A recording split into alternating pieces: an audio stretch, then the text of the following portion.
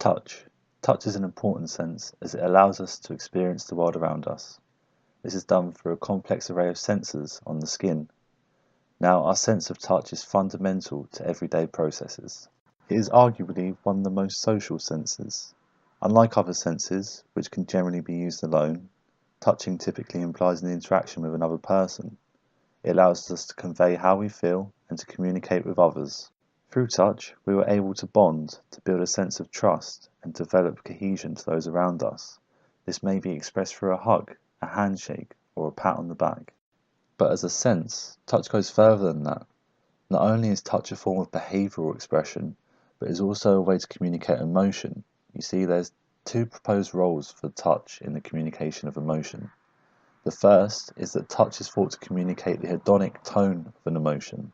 In this instance, hedonic just means pleasantness or the unpleasantness of a sensation. So for example, touch may communicate either positive valence through warmth and intimacy or negative valence through pain and discomfort. And this just depends on the situation that you may find yourself in. Another way touch can play a role in communicating emotion is through intensifying emotions, which conveyed through other modalities such as speech. So not only can emotions be communicated through touch, but they can also intensify the expression of an emotion. Studies on the communication of emotion have largely focused on the face and voice.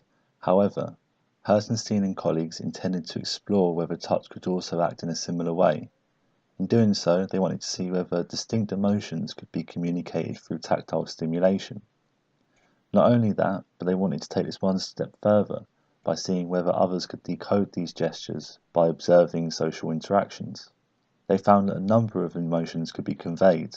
These include fear, anger, disgust, love, gratitude, and sympathy. In a subsequent study, these findings were later advanced by Hertenstein, who found that happiness and sadness were also able to be communicated through touch.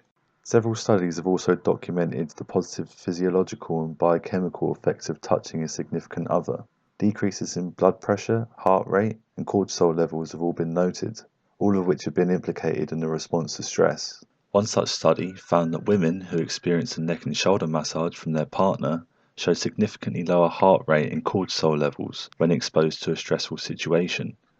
As noted by the authors, the influence of tactile stimulation through a neck and shoulder massage proved more successful in reducing stress than vocal reassurance did. All in all, touch is extremely important. Not only does it allow for us to interact with the world around us, but also to interact with others. Without it, life would be much more difficult, and you'd have to rely on other senses in order to perform everyday tasks.